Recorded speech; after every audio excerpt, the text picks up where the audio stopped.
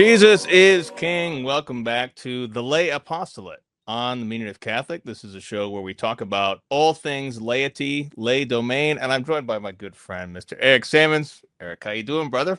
I'm doing great. Thanks for having me on. This is exciting. Yeah, this is the show that Eric and I have been waiting for, even Yeah. before I knew he was writing a great sci-fi novel. But this is what we're celebrating. This is the launch party. It's already been launched, but this is the party that we wanted to have together. That's right. So here it is, Shard of Eden, y'all. This is the first ever novel, also the first sci-fi novel of novelist Mr. Eric Sammons. This book is fantastic. I got to read it as before it came out, and let me tell you, it's fantastic. There's very few books that have moved me to tears in a good way. This was one of them.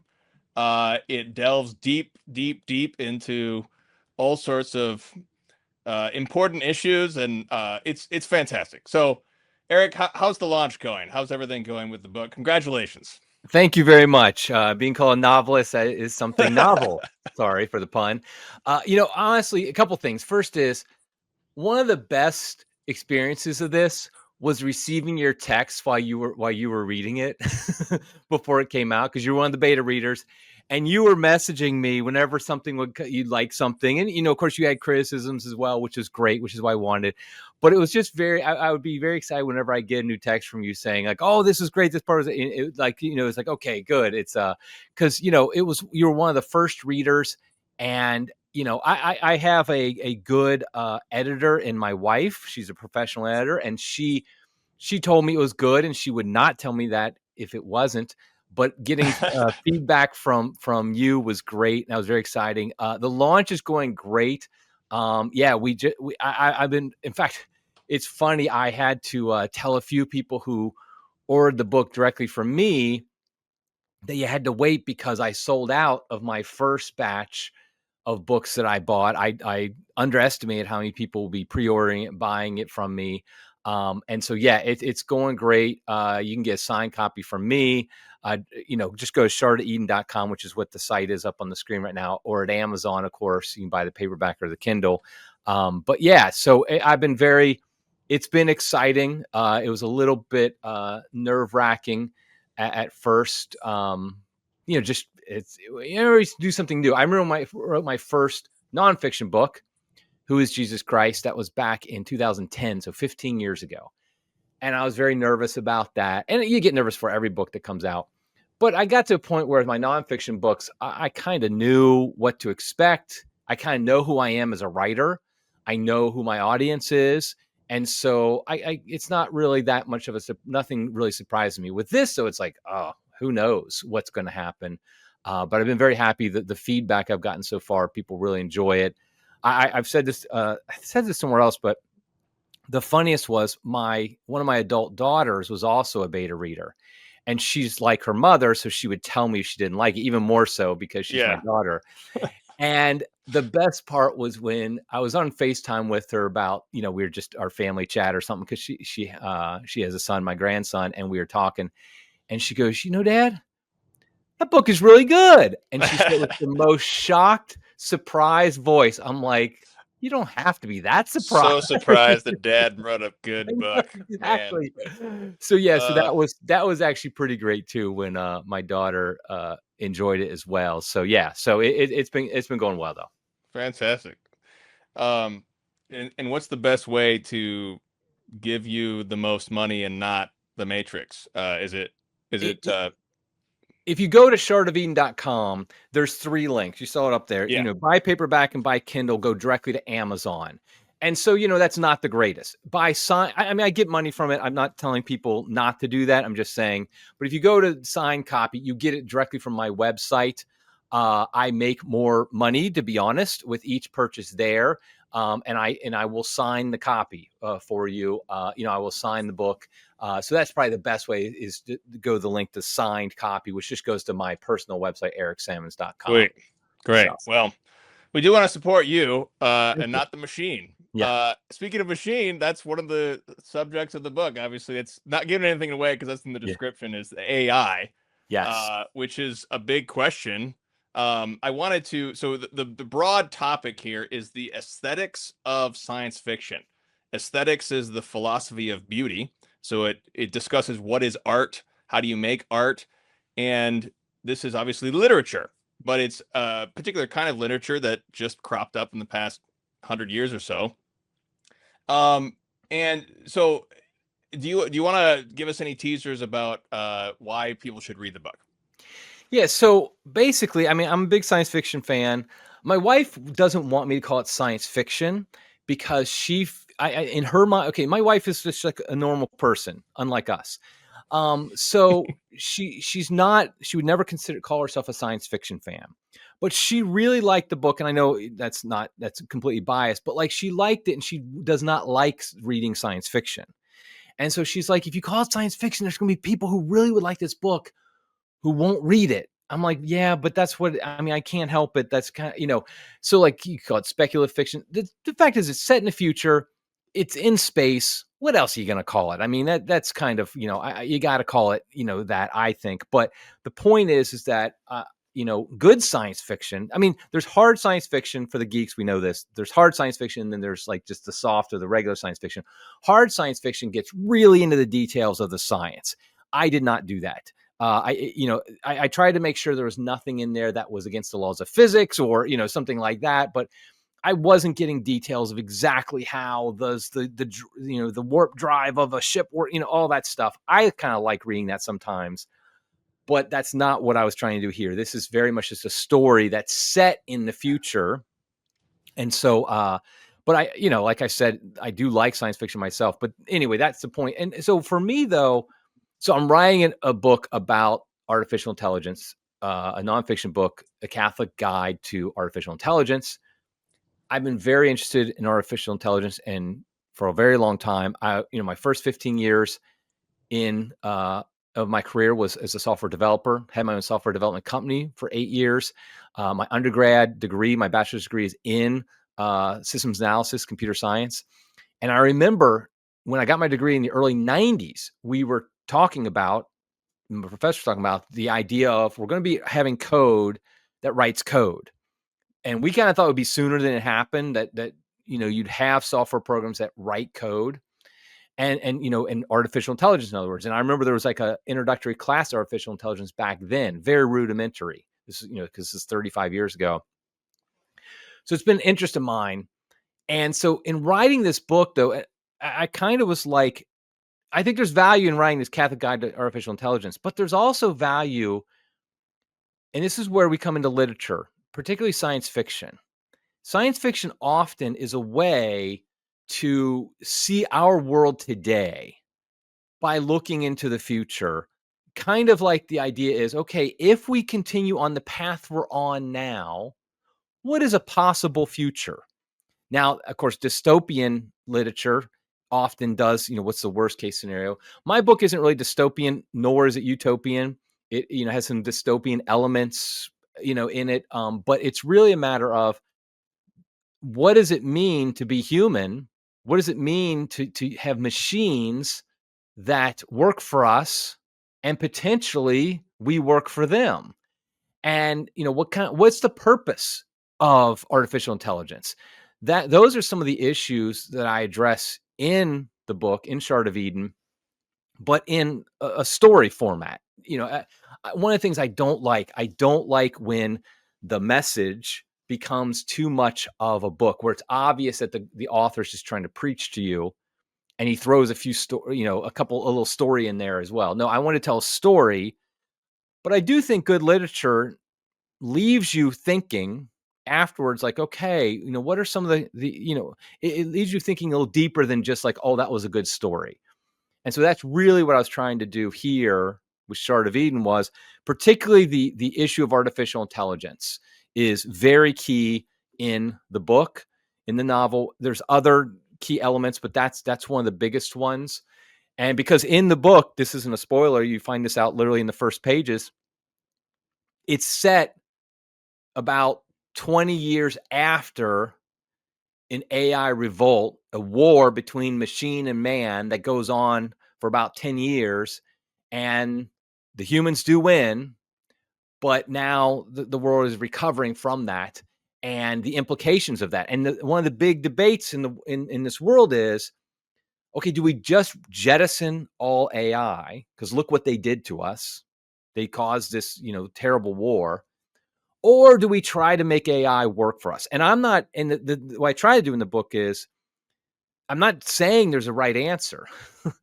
What I'm saying, I'm letting the different characters kind of give their views. I have characters there that are very much on the side of let's just get rid of it all. Characters that are on the side of let's try to adapt it and use it for our purposes. So those are some of the things that go into in a story that drives it home. Like I said, I really try not to preach, but I do think those good stories are about us, about real life. In real life, we have these issues and we talk about this stuff and we try to work it out. So Yeah, it seems to me that there is some essence of what makes a good story, like you mentioned a little bit. Um, and there are some messages where they're trying to preach too much. Can you elaborate any more about what makes good literature? We have, and particularly for the fact that lay people do literature in particular far more often than clerics. It's kind of a lay domain. And also the Bible is a bunch of stories, and God communicates to us via story. So can you elaborate on more what makes a good story, what makes a not so good story? yeah, I think that the part about the Bible being full of stories, I think that's very important. When God decided, okay, how am I going to reveal myself to my people in written form? He didn't give us a catechism. And I think that's very important to note. I'm writing a Catholic Guide to Artificial Intelligence. That's not, and I'm happy to do it. And I hope people will buy the book and I think it'll be very helpful. But that's not how God decided to really teach us. He didn't say, okay, I'm going to give you a catechism. Instead, he basically just had us write down stories of how he interacted with us, how we rejected him, how we followed him, all those things. That's really what the Bible is. I mean, yes, there's wisdom in literature in there. There's the letters of St. Paul, but even the letters of St. Paul, you can tell when you read Paul's writings, his preaching was mostly telling stories. He tells the story about himself, how he persecuted the followers of Christ, and he was a Pharisee of Pharisees, things like that. So stories are the way we're built by God. That's how we learn things. I mean, look at our Lord himself. He didn't get up there and preach a theological treatise. He told parables. Yes, we had the Sermon on the Mount. I'm not like saying he didn't ever, say specific like preaching, but mostly his teaching was in parables, telling stories, in other words. And so for us as lay people, we need to recognize that evangelization, which is something I've been involved in for my whole life as a Catholic, and before I was a Catholic as a Protestant, I was a director of evangelization for a diocese. I've read a book called The Old Evangelization. And a key part of evangelization is telling stories. You tell the story of how God worked in your life. You tell a story about how God worked in somebody else's life, something like that. So stories are so important. And so when it comes to good literature, I think the key is, when you're writing a book, do you have a story first or do you have a message first? And I think you need to have a story first. I actually had the core idea for this book I had about 10 years ago. And I wrote a bunch of notes, outlined things, and I ended up just not having the time, the ability to write it at that time. But then I picked it back up and I added, and a lot of the artificial intelligence had nothing to do with the story originally. The other key part of the story, which I'm not going to talk about here because it's spoilers, that was the main kernel, and still is the main kernel back then. But then it's like in writing the story, a message comes out. I never thought though in writing it, I want to make sure I tell this or that. That's what I do in my nonfiction books. I'm like, okay, in my nonfiction books, I have an outline of, okay, what message do I want to, relay? What do I want people to learn? I'm being a teacher, in other words. In this novel, I never was thinking, my attitude was never, what do I want people to learn? What do I want to teach them? No, I was like, what story do I want to tell them that will engage them and entertain them? And in doing that, because I'm a person with beliefs and ideas and thoughts, those things seep into it and they become part of the story.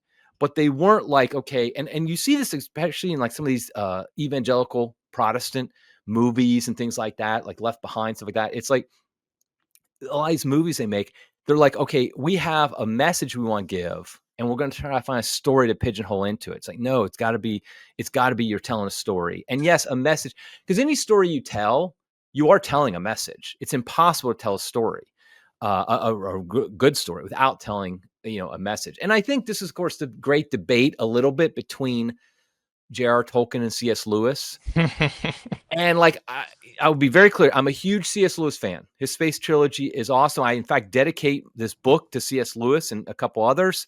My novel, I love C.S. Lewis. I'm not saying anything against him. However, this was the debate between Tolkien and Lewis between Lord of the Rings and Chronicles of Narnia. Chronicles of Narnia clearly is Lewis just basically trying to tell the story of Christianity in this other world. Like, what would happen if God was incarnate in in another world as Aslan, which is great. I mean, how many people have been positively impacted by it? Tolkien, however, in Lord of the Rings, that's not what he was doing. He was telling you got to dig deeper. You got to, like, there's been books and books written about what is the message of Lord of the Rings, and there's some debate about it, but I think it's clear for people who pay attention. But it really was. And so the truth is, Lord of the Rings is a better story than Chronicles of Narnia. I just think that's objectively true. It's not, I mean, Chronicles of Narnia is still better than 99.99% of everything ever written Right. about, but it's not the same thing. And so I'm more of the let's tell a story, and a message will come out, because your message is like just who you are. Like, because like in my book, for example, everybody basically is Catholic because the world has basically converted to Catholicism because in light of all the terrible things that have happened, most people are Catholic. The main characters are all Catholic. The Pope is part of it. There's a priest in it. But that's not because I'm like, okay, let me shove Catholicism down your throat. I'm like, no, I'm Catholic. That's who I am. That's what I know. Good storytelling is you say what you know. You tell what you know. And I know Catholicism. I might not be great at always practicing it, but I know it. I mean, I have a theology degree. I've lived it out for years. I've debated it. So that's kind of, I think those all that you write about what you know. So sure, in my book, the characters are Catholic and things like that, but it's not a matter of let me just shove Catholicism down your throat. In fact, I'm hopeful that non-Catholics will read it. I've had a number of friends from high school through Facebook who, I took English class with, and we wrote, stories together, and they're buying the book, and they're not Catholic. In fact, one of them was telling me, yeah, I've fallen away from the faith. I kind of reject Catholicism. I hope your book, I can still read. I said, oh, I think you'll enjoy the book. And so, yeah, I'm hopeful that will be, because they never buy any of my books, my nonfiction books. They're not Right. going to Yeah. buy, Deadly Indifference or the Old Evangelization or Who is Jesus Christ. But they do buy that. A number of them did buy this book, and I'm hopeful. They just like the story. But if it also maybe put something in them that says, hey, maybe God is real. Maybe I should, God is somebody I should think about. That'd be great too. I would love Yeah. that.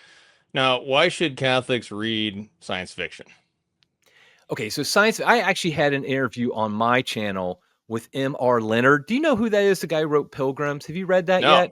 I don't know. Okay, I don't know him. Tim, you got to read it. Oh, Okay. you got. I have it. I won't grab it because it's sitting over on the other side of the room. You got to read it. Here's the pitch. I'll give you the elevator pitch. I know you're going to want to read it because I feel this Okay. is one of the best elevator pitches I've ever heard. Aliens arrive on Earth, and they go to the Vatican. They speak Latin, and they're Catholic. Sold. Yes, Sold. exactly. That's exactly what I thought. I was like, I'm sold. And it's a good book. It's a good book. But I can't. What was your question again? Because it had something to do Is it with. like why should Catholics read science fiction? Oh yeah, right. Okay. Like So shouldn't we just focus on Dante and right. all So that sort of thing? MR, first of all, Catholics, we need to baptize everything. If it's not explicitly evil, we baptize it. And there's basically nothing humans make just about that's explicitly evil, only evil. I mean, obviously, we don't baptize an abortion or something like that, but you know what I mean? It's like all culture we baptize. And so science fiction, and this is why I was bringing up M.R. Leonard, Michael is his name, because in talking to him, he actually fell away from the Catholic faith partly from reading atheistic, materialistic science fiction. And now that he's come back to the faith, he has a degree from MIT and stuff like this, super smart guy. He's like, I want to reclaim science fiction, because historically what happened was science fiction has existed for hundreds of years, but really last 100 years is when, especially in the 1930s, after 1950s, that's when it really kicked in. The problem is that the first writers of science fiction that were really popular were very much dominated by atheists, by materialists. In fact, the main guy who ran, I can't remember his name now, who ran the magazines and stuff that kind of dominated the field, he was an atheist, materialist. He favored those books. So most science fiction, historically, since the 50s, has been written by people who basically reject God. So they write a future in which God is rejected. There is no God. Everybody acknowledges that. They think it's kind of childish to believe in God. Religion doesn't exist anymore. People don't really accept. And so most science fiction either just ignores religion completely in the future, or they denigrate it. There are notable exceptions, which are great, but that's just the reality of what happened. And this is terrible. This leads people away from the faith, because you get somebody who is maybe a science type guy, maybe a geeky guy, nerdy guy like you and me, and he likes science fiction.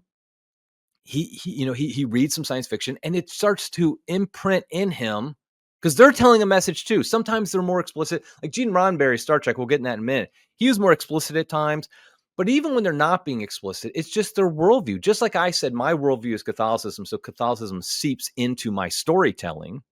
The same is true for the materialist, the atheist. And so much of science fiction has that.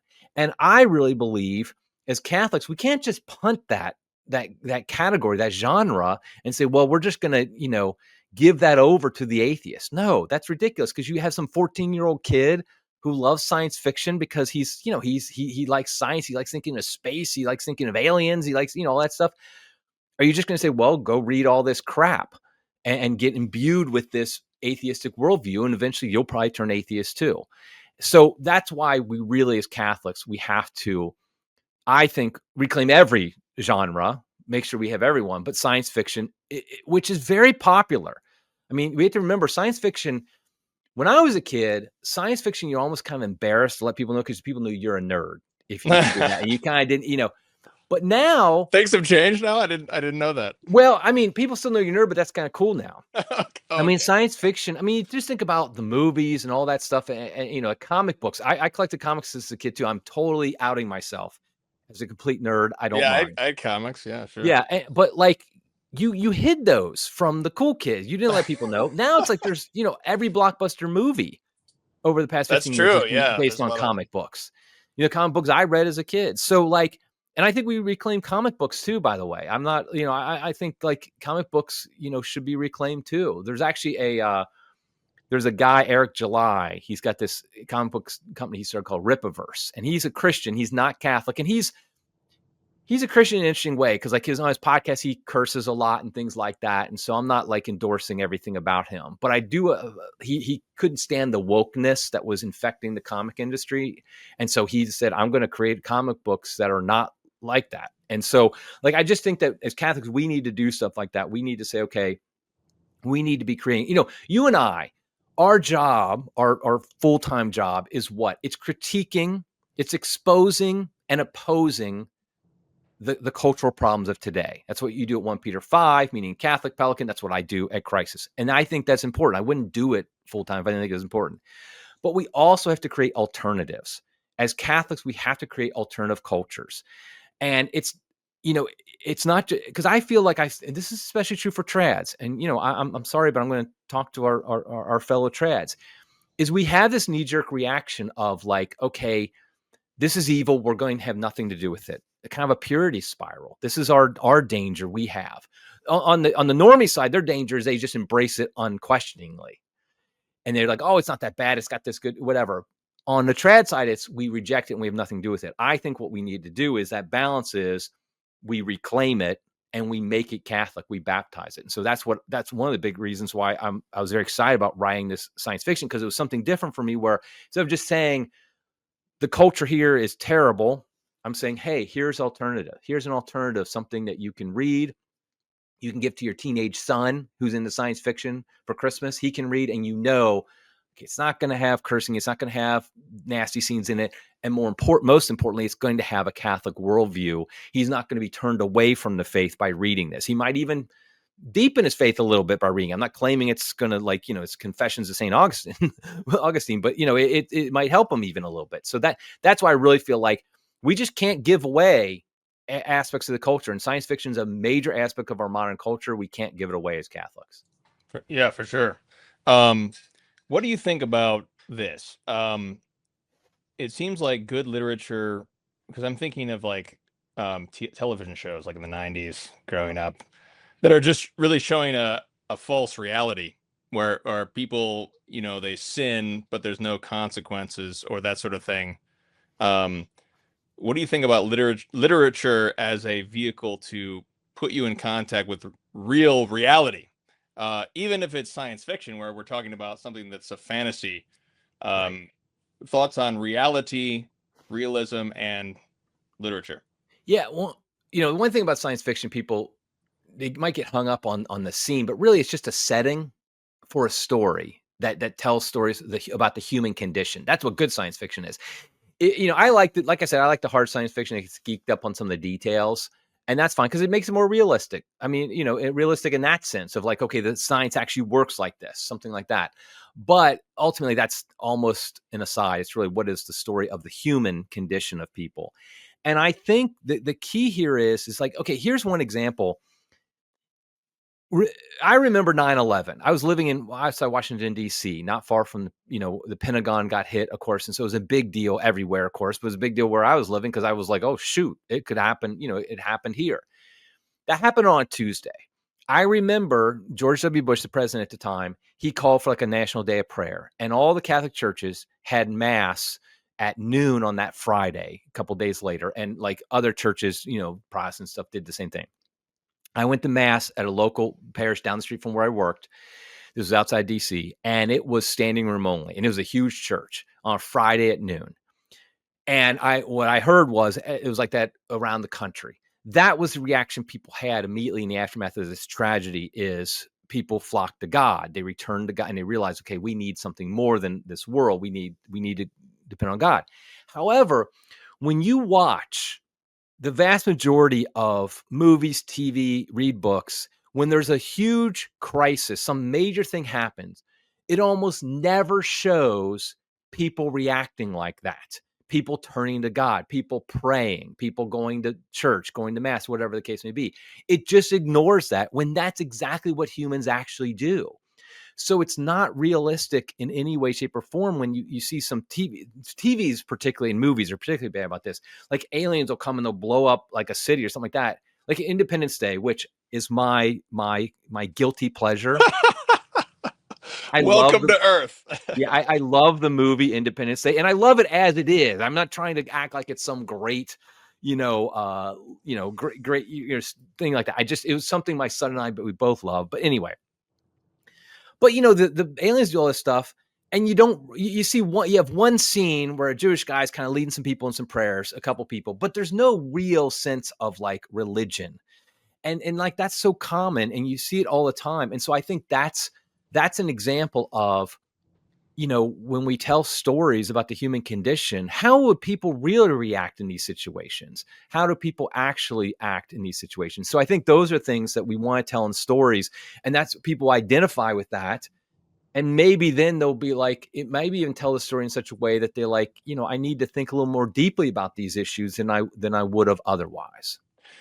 Yeah, it seems like good literature moves your heart because it's presenting persons who are dealing with whatever, and they're dealing with it in reality, in real life, in the sense that they're acting like real human beings would act in a situation, which Right. moves you.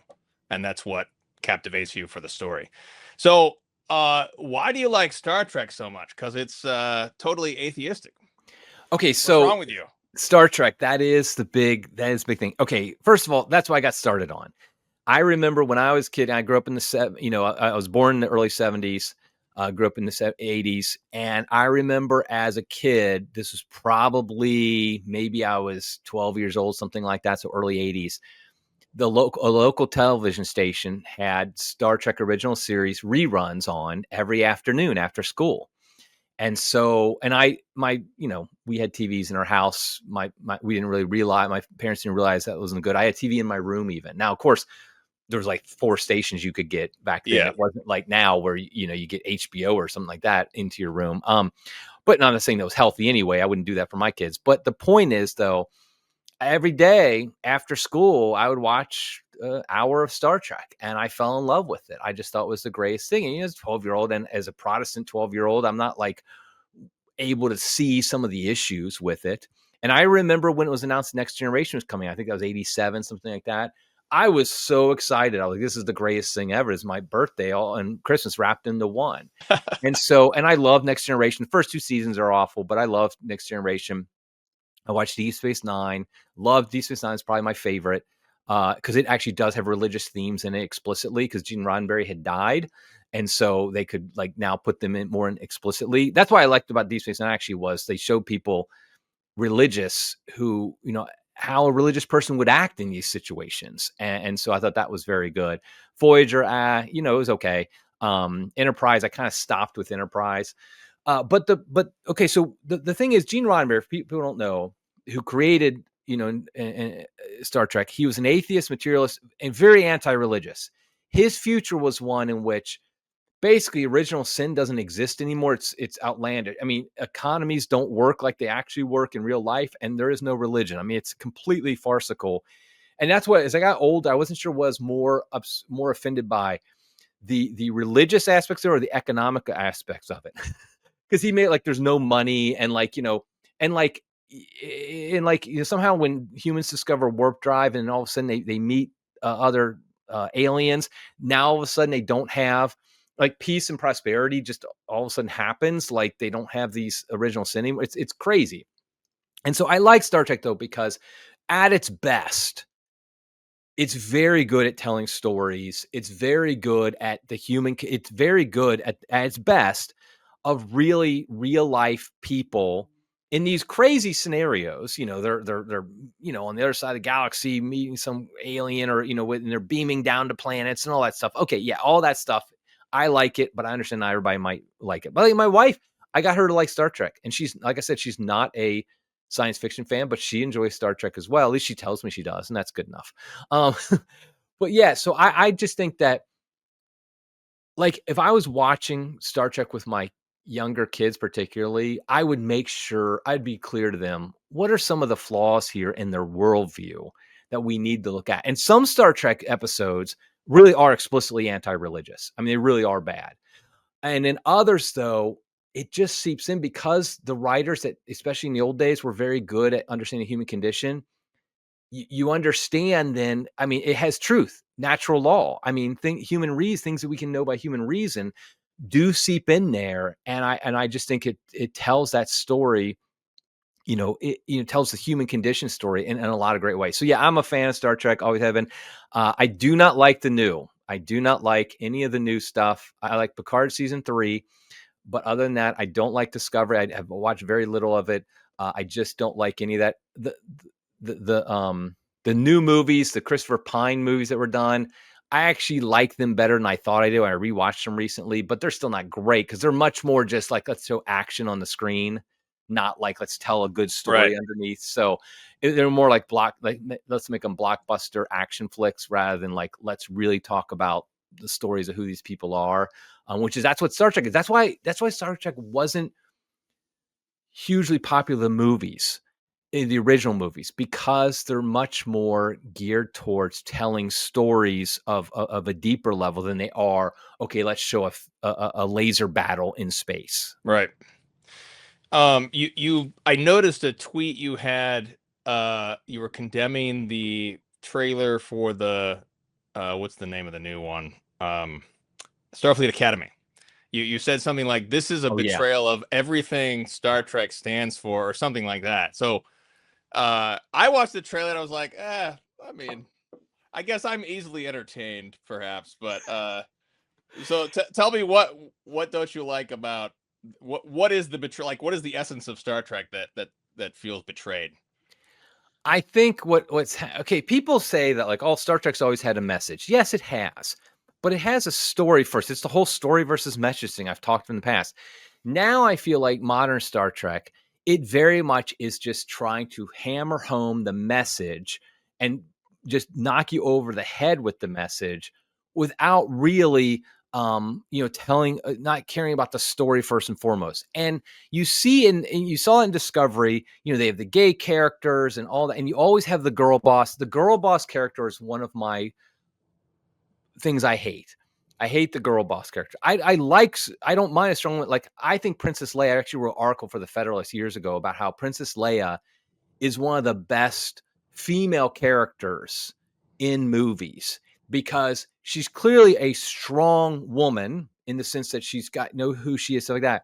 But she's not the one busting down the doors, shooting people up. She has to get rescued by the men, in fact.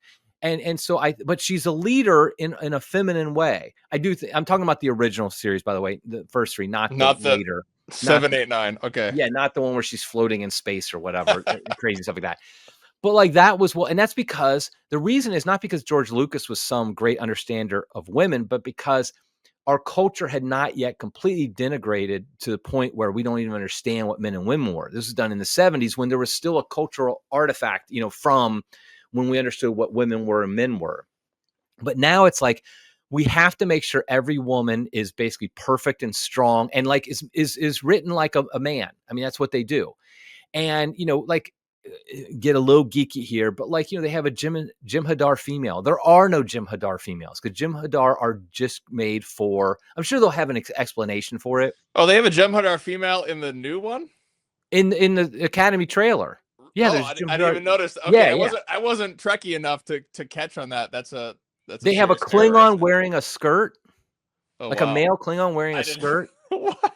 Yeah, watch it again. Watch it more I'll have carefully, to watch Deb. more closely. I'm Yeah, just yeah. like more And Trek. so like Great. it just what it is like, okay, we have to shove our gender ideology down your throat, and we're going to show complete disdain for the original fans by just screwing up every aspect of the story because we have to shove down this ideology.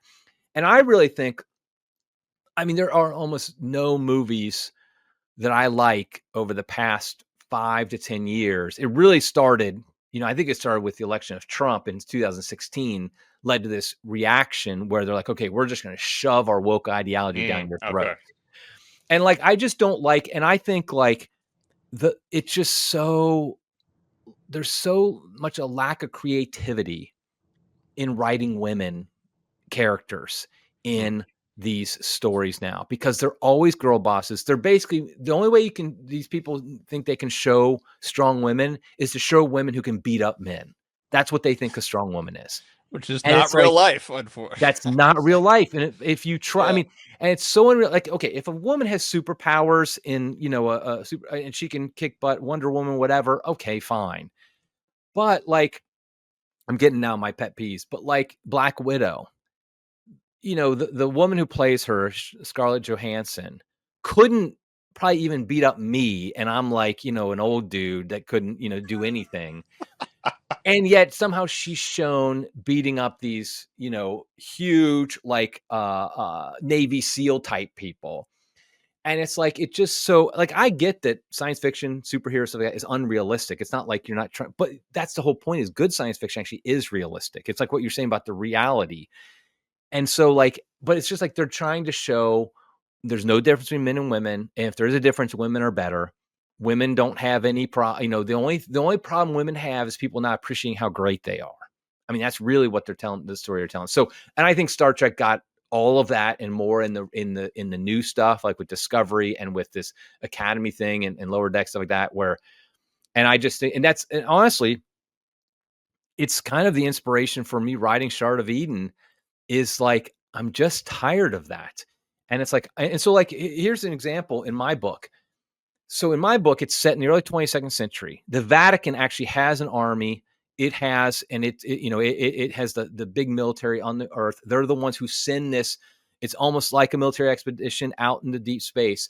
Well, every person on the ship, all 6 of them are men, because I was like, no, in a real world situation, you don't send women on this voyage. You only send men. And so all the characters on the ship are men.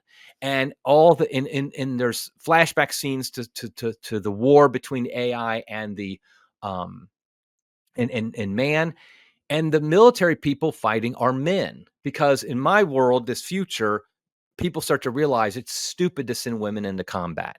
Real And life. so it just doesn't work. And so that's I mean, in my setting, I'm like, I want to make this actually realistic in that sense, not like this fake, okay, a woman who weighs a buck 20 can beat up some, 250-pound all muscle guy or something like that. It's got to be realistic in that sense. So that was, I consciously thought of that when when I was writing Shard of Eden, was like, okay, I'm not going to put like women in military roles, because in my future, again, the Vatican has come to its senses, first of all.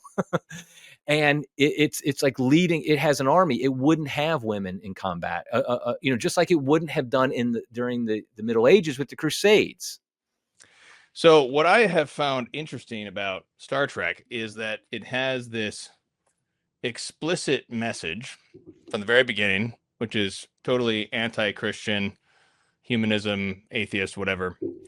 But then there's these stories of TNG season 1, season 2, where the actors are being asked to play these roles where there's just no conflict. Everybody like figures it out. The aliens are the problem. The humans just figure it all everything out, and the actors themselves have a hard time creating this literature because it's so unrealistic. Yeah. And so, as the Star Trek series go on, as you say, DS9, there's even like the Section 31. There's like Yeah. Right. corruption that comes in. So there's like, as they just try to make good literature, their whole premise begins to fall away. So Right. it's an interesting literary experiment to see that progression. It is interesting because Gene Roddenberry, for he's one of the people I dedicated my book to. I did Gene Roddenberry, Isaac Asimov, and C.S. Lewis. So I'm not like a hater of Gene Roddenberry, but he was an idiot when it came to understanding humans. Like I said, he rejected the idea of original sin, whether explicitly or implicitly, I don't know. But like, the fact is, until we get to heaven, we're not going to get along with each other. I mean, it's always like the idea, people think that like monks in a monastery, it's like this almost heaven on earth. They get along with each other. You talk to an actual monk, they'll tell you, no, that's not how it is. You get super annoyed by your cell, the guy in the next cell, and so, all that stuff. So, but like, yeah. And so as an actor, if you're a good actor, what are you going to do when when your character just gets along, has no problems, no conflict with the people around you? And it makes for a terrible story if there's no conflict as well. And so that's what was nice. But frankly, I mean, I think the original series was great in a lot of ways. Next Generation early on started tough, but got much better. And honestly, as they got away from Roddenberry's influence, is how it got better in a lot of ways. And I feel like the high point was Deep Space Nine, because you had people who are idealistic in a lot of ways, which is good for. I like a positive. The truth is, I feel like you go too far with that. Like, although Deep Space Nine is my favorite, people always talk about it being dark. It was still, though, optimistic, and I personally like optimistic. Science fiction. I like some dystopian, but I like optimistic in some ways, in the sense of like, it's not just so heavy and dark and everything like that. And so, but I didn't think Deep Space Nine crossed that border into being too much. In fact, I thought Voyager was the big missed opportunity, because you had a situation where they really could have gotten into what it would be like to be stranded on the other side of the galaxy, in the Alpha Quad, I can't remember which quadrant they were in. Delta. But they were Delta. Thank you, the Delta Quadrant. 100 years away, at maximum warp, whatever it was, and like, there's real stories there, and they punted completely after the first, I think, season, maybe even earlier than that. And they just made it a redo of like, everybody gets along. I mean, because they had these two crews that come together that it should be in conflict. They dropped that whole conflict, internal conflict. They dropped the whole idea of like the struggle. Really, I mean, they always talked about going back, but everybody seemed to be fine being in, 100 years from home, when they wouldn't be fine. There'd be I think you could have explored that a lot better. So I think there's a balance there of, having the real human condition, which isn't always pretty, but I'm not one who wants it to be completely just like depressing either, because I get that in real life. I don't need to have it, in all my, that's probably why I like Independence Day, because even though it's like a dystopian thing in one sense, because these aliens come, they destroy cities and stuff like that. In the end, the good guys win. Will Smith is cool, all that stuff. So why is Star Trek better than Star Wars? Well, I mean, it's obviously better. It should be self-evidently obvious that it's better. I think because it gets deeper into I think honestly, because Star Wars is 3 movies and that's it. And other than that, there's nothing to it. I mean, I know there's a lot of books written. I read a few of them back in the day, but it's 3 good movies and 6 more movie or however many there are now that aren't that great. Some are better than others. I'm not like, saying they're all terrible. Some are terrible, but some are better than others. But where Star Trek, you have this whole corpus, you have a true like world, system and everything. And like a great example, I just saw this one the other day. There's a classic Star Trek Next Generation episode where they explain why all the aliens are humanoid. Of course, we know the real reason is because of budget. They couldn't create Yeah. aliens that look too much unhuman like. But they explain that, and it's a great explanation. Is that the Great Race where they're all like racing for that? Yes. Yeah. And I can't remember the name. I don't think that's the name of it, but yeah. And basically what it is like there's one species that was humanoid. Here's a little fun fact. We'll get super geeky. They have a woman play on a hologram that race that existed, and it's the same woman who plays the founder in fact, she Oh looks yeah, a I little knew bit that. like the Right, right. founder. I Yeah. remember seeing. Yeah. Yeah, in Deep Space Nine. But so anyway, though, but the explanation is like they basically seeded all the planets with with their DNA. And so that's why Cardassians and Klingons and humans all basically look alike with just some cosmetic differences, which I thought was a creative way of doing it. Yeah, we can have some issues of like, how God fits into that. And I get that. But like but I think Star Trek just it's better human stories. And I think some of that just because it can go deeper, because we're talking, 3 seasons of original series, 7 seasons of the rest of all this stuff. It can just go a lot deeper into those things in Star Wars. Star Wars is a fun flick. The 3 series. I mean, I love the redemption arc for Darth Vader. Spoiler for anybody who hasn't seen Star Wars. But like, I love that. I thought that was beautiful. But the reality is like it's just 3 nice movies, and that's all Star Wars is. Star Trek is a whole, movies, TV shows, series, a whole world, a whole universe that has been created. Yeah, I liked I did actually like the Star Wars prequel movies because they got deeper into the different political machinations and all these different plot lines that were necessary to create this situation. But that's what I like about Star Trek is that it's so much about cultural conflict and ethics and political ethics and morality. In particular, I remember when you said DS9, I thought of one of my favorite episodes is when Captain Sisko does this like false flag to get the Oh, Romulans into the war. It's I like literally just watched that this week. did you? So In the funny. Pale Moonlight, I think it's It's called, or just something like yeah, that. it's Yeah. just so powerful because it's like they're in this war situation and the main character does something that's totally morally evil Yeah. uh That for the was greater good, but then he's yeah, struggling with his conscience. one of It's the like this is best episodes. yeah. And how he ends it with saying, Oh I yeah. would do it again. Yeah. And I think that was real. That was real. Yes.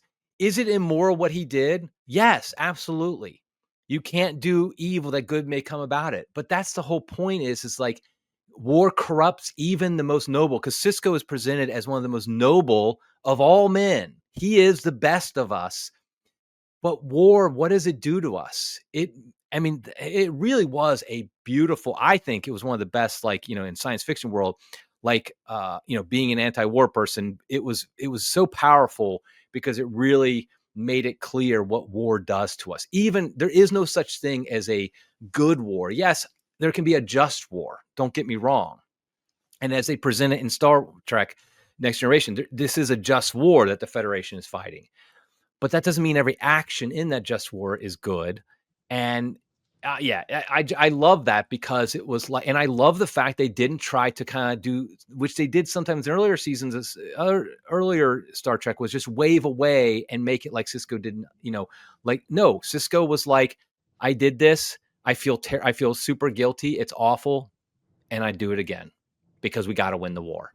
That's Yep. what people do in war, and that's why war is awful. Why war is hell, because good people do bad things in it. Final comment. All right, do you any other sci-fi universes that you particularly enjoy? I have really gotten into, again, the Isaac Asimov robot series.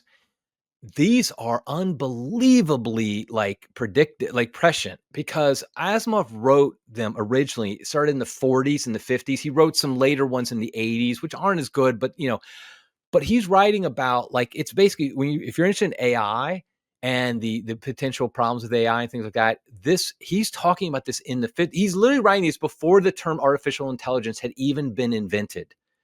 And he's doing such a good job of kind of talking about the challenges of machines that can think and what does that mean for us. And I just I read, honestly, I picked them back up. I think I read not all of them. I read a few of them years and years and years ago. And when I decided to write this book on artificial intelligence, my nonfiction book, I was like, I picked them back up, and I was like, wow, this guy is nailing it as far as understanding. Asimov himself, does not have a good worldview in a lot of ways, but it doesn't really come in on this one. And so I that's one that I've been geeked up about. But the other one is, this is one. Okay, have you heard of the Sun Eater series? Okay, I think I have, but no, I don't really know it's anything about it. recent. And okay, so I put out there on X at one point, like, what are some good science fiction, Catholic science fiction? And by Catholic science fiction, I don't mean SB, like in my science fiction book, it's people are Catholic. It doesn't have to be like that. I'm not saying that, but like, written by Catholics that have a Catholic worldview. You could say Lord of the Rings is Catholic fantasy, even though there's no explicitly Catholic. And a number of people brought up the Sun Eater series, which is a 7-volume series. The 7th volume literally is coming out this month. And it's Dune-like. If you know Dune, it's very much an epic. And it's interesting that the author, I can't remember how to pronounce his last name, like Chris Roscello or Rocio or something like that. I'm about to finish the first book in the series. And it's interesting because I was asking Michael M.R. Leonard in my podcast the other day, who got endorsed by the guy who wrote this book, this series of books. Like, there's in this future, it's set thousands and thousands of years in the future, but it's still humans and things like that. And like, there's like a couple gay marriages in it, like where they mention to people who are, his husband and her wife, stuff like that.